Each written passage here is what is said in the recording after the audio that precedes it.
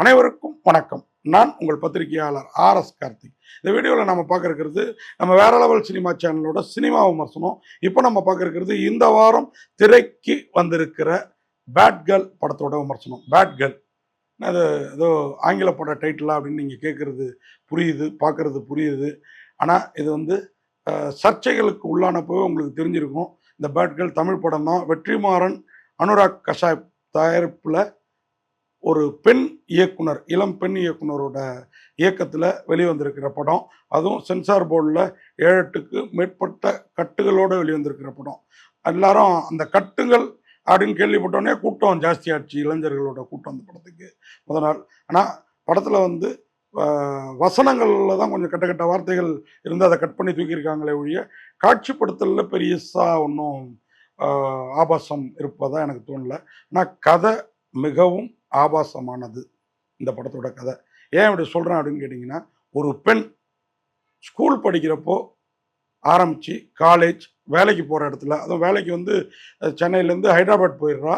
அங்கே தனியாக வீடு எடுத்து வச்சுக்கிட்டு பாய் ஃப்ரெண்டுகளோட, அதே மாதிரி ஸ்கூல் படிக்கிறப்போ அவங்க அம்மா அதே ஸ்கூலில் டீச்சராக இருக்காங்க. ஒரு பையனை லவ் பண்ணி அவனோட போட்டிங்லாம் போய் சிக்கி அந்த ஸ்கூலை விட்டு வெளியில் அனுப்பப்படுறா. அவங்க அம்மா அப்பாலாம் திட்டுறாங்க. அந்த லவ் முறிஞ்சு போகுது. அந்த பையனை பின்னாளில் அவள் ஹைதராபாத்தில் குடியிருக்கிறப்போ குழந்தையும் கை குழந்தையும் கையுமா பார்க்குறா. அவனை இவளுடைய அறைக்கு அழைச்சிட்டு வர்றா. ஒரு பர்த்டே பார்ட்டி பக்கத்து வீட்டில் நடக்குது. அந்த பொண்ணுங்களும் இவளுடைய ஃப்ரெண்டுங்க தான். அப்போது 2 பேரும் தனியாக இனிமை காணலாங்கிறப்போ ஏதோ ஒன்று வந்து ஒரு ஃபோன் கால், அந்த பையனோட மனைவியோட ஃபோன் கால் வந்து தடுத்துருது. அப்போ 2 பேரும் பேசிக்கிறாங்க. நம்ம 2 பேரும் சின்ன வயசுலேயே விட்டுருந்தா அப்படியே இருந்திருக்குமே, நம்ம நேரம் உனக்கு நான் நேரம் இந்தமாரி ஒரு குழந்தைய நான் பெற்று கொடுத்துருப்பேன். அதெல்லாம் நடக்காது. ஏன்னா அது வந்து இன்ஃபாச்சுவேஷன் இல்லைங்களா, ஸ்கூல் டயத்தில் வர்ற காதலுங்கிறது அதுதான். இதெல்லாம் இந்த பொண்ணை வந்து பேட் கேர்ளாகவே படம் முழுக்க சித்தரிச்சுட்டு வராங்க. நான் அவள் பேட் கேர்ள் இல்லை, தான் விரும்பிய வாழ்க்கையை பெற்றோருடைய சம்மதத்தை எதிர்பார்க்காம வாழ்கிறான் பெண். இது மாதிரி ஆண்கள் நிறைய பேர் வாழ்வாங்க தான் விரும்பிய வாழ்க்கையை, ஒரு பெண் வாழ்கிறான். அதுதான் அந்த படத்தோட கதை. ஆனால் அந்த வாழ்க்கை தப்பா சரியாங்கிறது கிளைமாக்ஸில் அவளுக்கு மட்டும் இல்லை நமக்கும் புரிகிறப்போ பக்குங்குது, திக்குங்குது.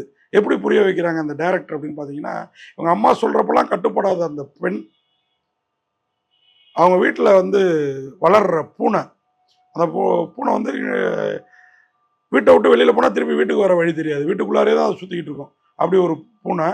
அந்த பூனையை அவங்க அம்மா இந்த கொசுக்காக போட்டிருக்க ஸ்க்ரீன்லாம் கழட்டிட்டு வீடை க்ளீன் பண்ணுற பொண்ணு இப்படி வீடை வச்சுருக்காளேன்னு க்ளீன் பண்ணுறாங்க. அதில் வெளியில் போயிடுது. இன்னொரு பூனை வந்துடுது. இந்த பூனை வரல அப்படின்னோடனே அவங்க அம்மா கண்ணாபண்ணான்னு திட்டுறா. அப்போ அந்த அம்மா ஒரு பக்கம் சொல்கிறாங்க, நானும் இப்படி தானே என் பொண்ணை வெளியில் போனால் மாட்டிக்க போகிறா அப்படின்னு தானே நான் அவளை கண்டித்து வளர்த்தேன், என்னை விரோதி மாதிரி பார்க்குறாளே அப்படின்னு அவங்க ஃபீல் பண்ணுறாங்க. இங்கே அவங்க அம்மாவோட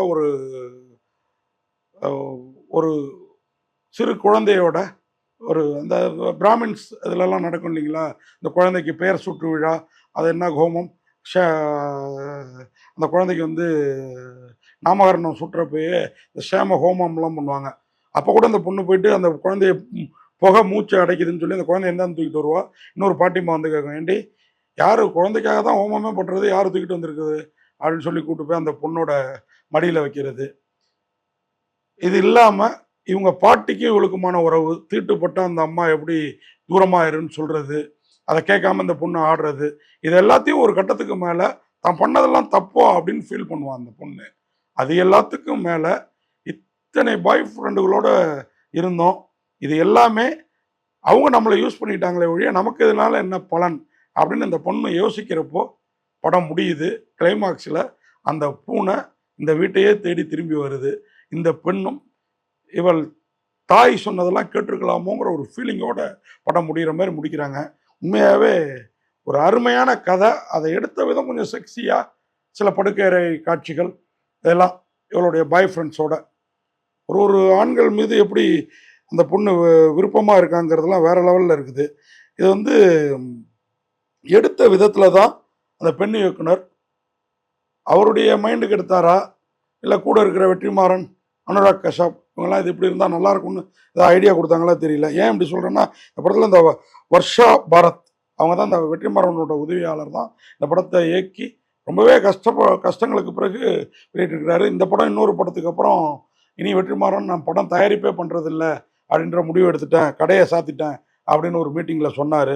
ஏன்னா அந்த அளவுக்கு ஏங்க வெற்றிமாறன் நீங்கள் எத்தனை ப்ரொடியூசரை என்ன காய்ச்சிருப்பீங்க, இந்த படத்தை நான் இதோட கடையை சாத்துறேங்கிறீங்களே, அப்படி என்ன செலவு பண்ணியிருக்கீங்க இந்த படத்தில்? ஒரு பெண்ணோட வாழ்க்கையை எடுத்திருக்கீங்க, அது ஃபுல்லாக டைரக்டரோட க்ரியேட்டிவிட்டிக்கு விட்டுருக்கீங்க, அருமையாக வந்திருக்குது.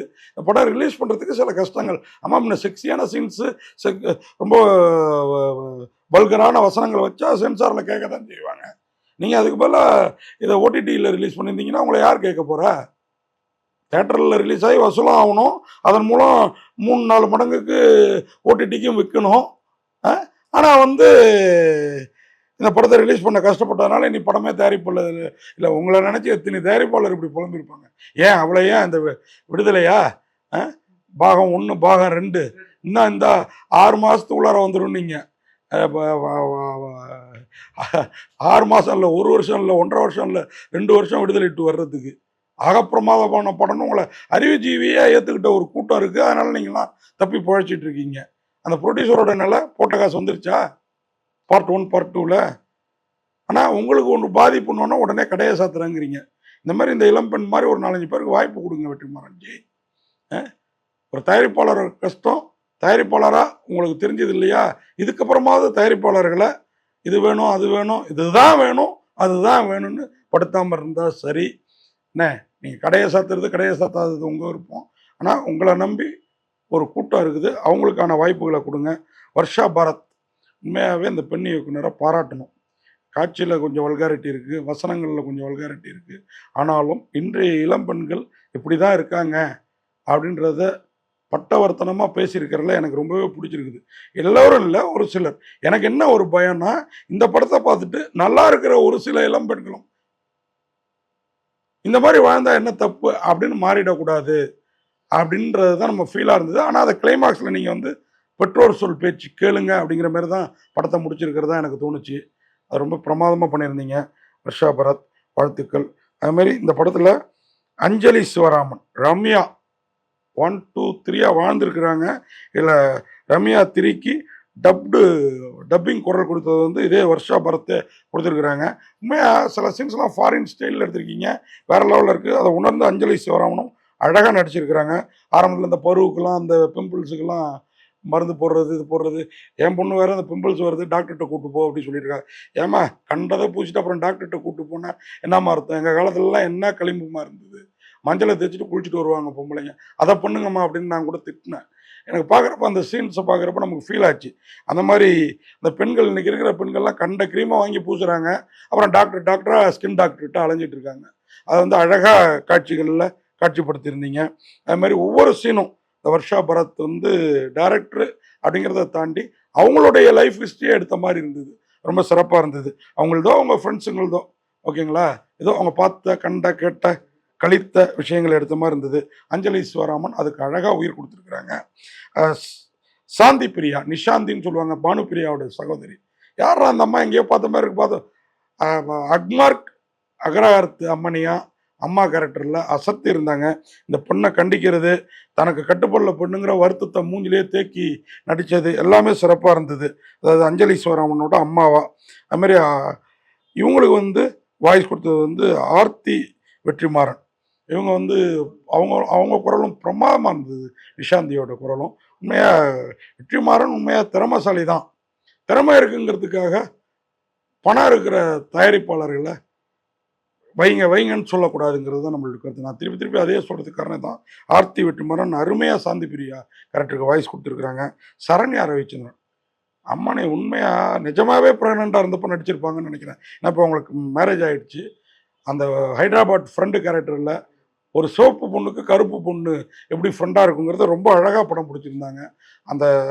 அவளுக்கு இவங்க சில ஹெல்ப்லாம் பண்ணுறது அந்த பொண்ணுக்கு, அவளுக்கு வர்ற வருமானம். அதேமாதிரி அந்த அப்பா கேரக்டரில் வர்றவர் அந்த பாஸ்புக் எடுத்து பார்த்துட்டு ஆடிட்டிங் அனுப்பணுன்ட்டு பொண்ணு என்ன இப்படி மாத கடைசியில் பணத்துக்கு ரொம்ப கஷ்டப்படுறாளுங்கிறது கண்டுபிடிச்சி வருத்தப்படுறது. இது எல்லாத்துக்கும் மேலே ஹிருது ஹாரூன் நலன்கிற கேரக்டரில் இவர் ஏற்கனவே சில படங்கள் நடிச்சிருக்கிறாரு. அவரை மாதிரியே டேஜாய் அருணாச்சலம் இர்ஃபான்கிற கேரக்டரில் இவங்க 2 பேரும் தான் அந்த பாய் ஃப்ரெண்ட்ஸுங்களாம் வராங்க. இது இல்லாமல் ஸ்கூல் படிக்கிறப்போ ஒரு பாய் ஃப்ரெண்ட்ஸ் வர எல்லோருமே சிறப்பாக பண்ணியிருக்கிறாங்க.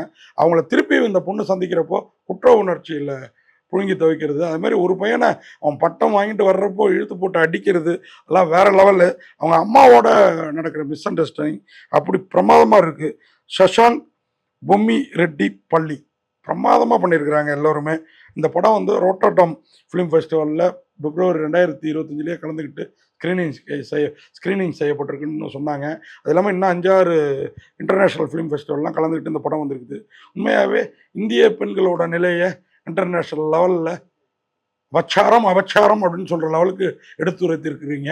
ஆனாலும் இதுதான் இன்றைய நிலைங்கிறத நாம் ஒத்துக்க தான் வேண்டியிருக்கு. ஆனால் இந்த மாதிரி படங்களை பார்த்துட்டு மொத்த பெண்களும் மாறிடக்கூடாதுங்கிற பயமும் இருக்குது.